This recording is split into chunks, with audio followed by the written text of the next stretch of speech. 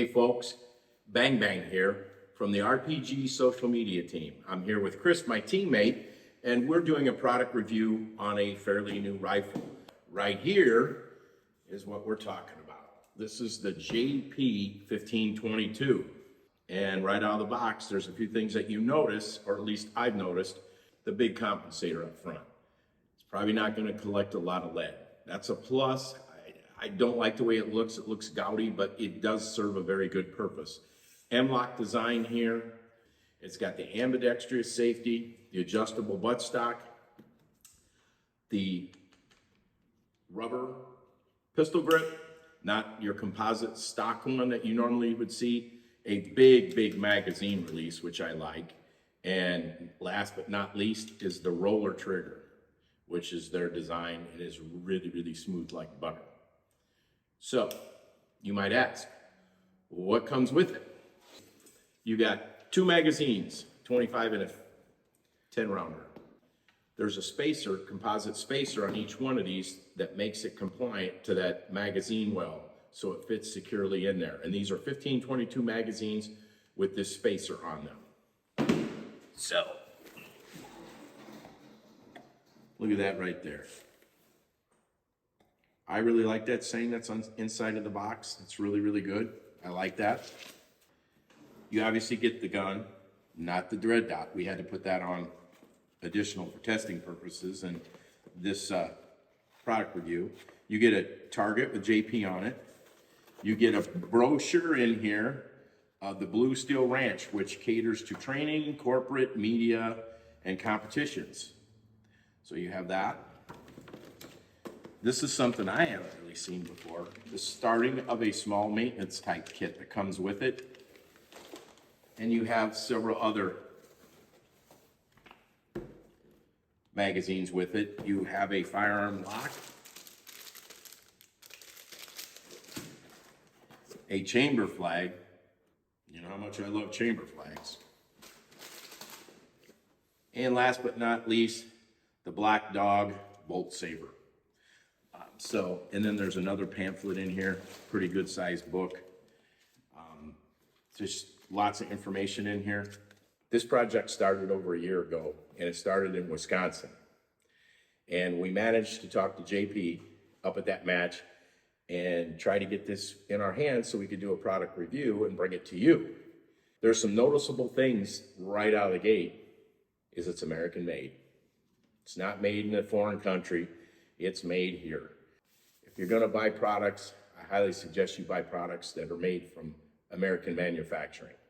And this is one of them, right out of the state of Minnesota. So Chris, if you wanna cover some highlights or see what you think of it, I really like the way that it feels in my hands. It's not too light, it's not too heavy, kind of falls somewhere in between. Well, let's talk tech.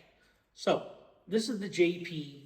They call it, it's based on a JP 15, but it's in 22 caliber. And we call it generically the JP 1522 because, as you can see, it uses the 1522 style magazines. In our talks with John Paul at the match, he talked about the fact that he preferred these magazines over the Black Dog it comes with. So some technical adaptations were made to the gun, and a spacer was added to the magazine, like Mike pointed out, that enables this gun to run the 1522 magazines, and it also allows us something else different that was not available with the Black Dog mags, is that this gun, when a magazine is inserted with the 1522 magazines, you actually get a last round bolt hold open, true last round bolt hold open. So that's one tech feature about it that's new and a lot of people probably enjoy quite a bit. This one, as you can see, does not have a standard black paint job. This is what they call their gun candy red finish. And it has some upgrades that Mike pointed out that were sent in this model for us to test. All these things you see are available from JP. If you want any of these things on your gun, if you decide to buy a JP, these are available. So I'll just kind of start from the back. Mission first, tactical. This is their battle link stock, very light, convenient. This is what they're offering on most of their guns. You can get a standard charging handle or upgraded charging handles. On this one, we have a standard handle. Safety, as Mike mentioned, we have an ambi safety, so you can have control from either side if that's important to you. On this one, I think the feature that we're both most looking forward to, at least I have not shot one yet anyways, is this roller trigger. This roller trigger is a known product that JP has been producing for quite a while. It has a big following. I've never shot one. I'm looking forward to trying this one out. The book states that the trigger has between a 3.5 to 4 pound trigger. I'm going to say that in my testing of it, just playing with it, dry fired it, as you can see here. My feel of it, my opinion, I don't have a gauge with me right at the moment, I'm going to say it's honestly about 3 pounds. And it has a fantastic reset. The movement is almost nothing in this case. So let's try this trigger. I'm going to fire this. Mike's going to grab the charging handle. And we're going to let you see how much this trigger moves from the front. So I'm going to fire it. I'm just going to rack it. And I'm going to let go. Action is a modified bolt for the 22 long rifle. The upper and lower are forged. They are aluminum. Onto the barrel, about this being what they call their ultralight model. They call this their 16 6-inch. Well, what that means is the barrel in this gun is actually only 6 inches long, but there's a tube that's pinned and welded on to make it 16 inches compliant. This keeps the front end of the gun light for swinging, for transitions, and to keep the gun light overall for everybody who's doing these speed competition, rimfire type matches. The way this gun works is, for cleaning and maintenance, if you can see, there is what looks like a nut here or something on this tube. JP offers a feature. You can remove your handguard. You can unscrew this, and what it does, it gives you access to the muzzle. This gives you the ability to be able to get here and clean it, to clean the crown and clean the front of the muzzle without having to potentially run something down here that may damage it. You may hit the crown, something like that. So in your cleaning routine, all you have to do is take this handguard off. You can get to this, you can take it off, you can clean the barrel, and then of course everything else is as you would expect. In this situation, it should be very easy to do that because of this Midwest Industries rail. You basically have 2 screws, and the handguard should come right off, give you easy access to this. Take down and mechanics of the JP. So this is where it gets a little bit different. It does take down like any other AR-15 rifle. 2 pins. Take it apart. And this is the bolt carrier group. This is the bolt for the 22 and charging handle. And we'll let you look on the inside here. I'll try to get a view up to the camera so you can see. It has an enhanced fire control group. This is their enhanced trigger, their match trigger. So when the trigger is pressed, you can see what it looks like on the inside. But other than that, it is pretty much a standard AR-15 lower. It could use different safeties. If you want different mag catches of your choice, whatever you think you might like different about it, or of course, all these features can be ordered from JP the way you want them using their gun builder on their website. So if you want to go and see what you can do to your JP rifle, if you want one, take a look at their gun builder feature, and you can build one to anything that you want it to be: color, length, size, weight, stocks, triggers. Everything is there for you to try out. So now let's talk bolt and operating system. So this is the bolt of the 22 caliber JP rifle. This one has a segmented bolt. In other words, the buffer area in the bolt is actually 2 pieces. It's separated. Unlike some of the other 22 caliber AR-15s, you'll see they're a common carrier group or they're a 1 piece. This was JP's design for it. Very lightweight, very simple, very well made. Looks like it has that DLC type coating on it. So it should be good for keeping the gun operating when it gets very dirty. So not a lot going on here. It won't be a big problem for you to clean this thing, keep it clean, stuff like that. So in this lower, what you'll notice is that there is no buffer system. There's no buffer here to deal with. This is just a hollow empty tube.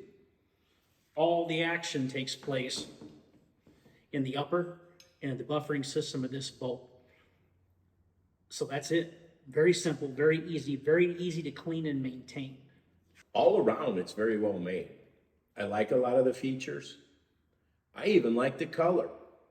I would shoot this gun all day long with that color. But if you don't like that color, like Chris said, you can tailor it to your needs. You can make it bright. You can go with standard black, whatever color you want. In playing around with the magazine system, it's a little strange. And I say that not in a bad way, but with the spacer on the front, like Mike and I are talking about, the magazine doesn't insert as quote unquote smooth as some might like. You do need to get a good straight push to get the magazine to line up. Of course, it'll drop out fairly easy. But if you're not exactly straight, it wants to fit a little funny. So it can kind of get goofy. But it'll fit, drop right out. Once you know where it goes, it'll fit, drop right out in your hands. No big issue there. I'm like Mike, I like the 15-22 mags. We shoot 15-22s anyways. In the Rimfire games, most of the Rimfire games, the steel challenges, Rimfire challenges, there's not a lot of mag changing going on. I know that Rimfire falling steel is a little bit different. So if you think a fast reload may be a problem, you'll want to evaluate one of these for your use. I don't think it'll be a big problem. I think it's just a matter of, like every other gun, getting coordinated, being able to get in here, lock it right in, mag will drop right out, and you're good to go. Big factor here is like anything else, whether you're shooting a new firearm out of the holster or whatever, you need to be familiar with it. And the big thing on this one is you're gonna have to practice your mag changes. I don't see it that big of a problem. Most of the stuff that we shoot, except for Rimfire falling steel with the 22 LR, is not on the clock anyhow on mag changes, but I don't see it being a problem. Let's talk about logistics and cost. These guns are built to order by JP Enterprises. You can go on and build your own. You can contact them and have them build one for you, or you can find them around for sale. What I recommend is using their gun builder feature online. But just so you know, we were made aware that there is a version of this rifle available, what they call their Steel Challenge model. It's already built up into a configuration that's a ready to go purchase, and you can just hit that one. It'll be built to that specification. It's a new thing for us. We met JP, we talked to him about it, we shot his rifle. Some of this we'll have footage for rolling for you here to see. If we watched our video from the 2019 Colfax Rimfire Challenge match, you'll see us talking to JP. Mike interviewed JP, had a one-on-one with him about the company, the history, the firearms, and talking about where he's going in his personal shooting and what about his products, where he's going to take his products to next. And that's what got our interest in this. This is why we want to get our hands on one of these, and we want to review it. Overall, we're looking at cost. It depends. The model I spoke about, that was the entry Steel Challenge model, I think those were on the webpage for around $1,700. This gun in the configuration that it's in, I'm going to guess is closer to $3,500 to $3,800. And that sounds like a lot of money for a 22, but like everything else, if you shoot 22s, if you race 22s, if you care about what you do in your 22 competitions, say Buy once, cry once. That's it. He says it the best. Buy once, cry once. Do yourself a favor. Especially if you like an AR-15 platform, if you're not looking to go with the Ruger 1022 thing, this is a great way to go about it. Yeah, it's pricey. No, you don't need the color. No, you don't need a lot of features in some cases. You can save money in certain areas. But overall, the build, the quality, especially the internal build, the quality, the design of this thing is really amazing. We'll know more when we get it out to shoot it, obviously. And we're going to get the thing shot. We're going to put a lot of ammo through it. We're going to let you know what we think about it beyond this tabletop review, and make sure you have a good picture of this gun before you decide that you need to spend several $1,000s on one if you choose to do so. Any thoughts you want to leave us Yep, with, the Mike? last thing I'm gonna say is, buy once, cry once, buy American, this is American-made manufacturer, and support the manufacturers that support the industry and support the competition shooting sports. And what I mean by that is, the people that are competitive shooters that this would appeal to go to a lot of big tier 2, tier 3 and world matches. And if you're seeing products like this that are on the prize table, you know that they're supporting it. So I highly suggest if you're going to support a company, that you support the ones that support us as the shooting sports. So we'll leave you with that and let you know to stop by and see us on Facebook. We are the RPG Shooting Team. We are also can be found as the RPG Shooting Team Media. Give us a like, give us a share. Go to YouTube, RPG Shooting Team. Please like and subscribe and turn on alerts for our newest videos so you can keep up on the newest content out there. And we will see you on the range with this rifle.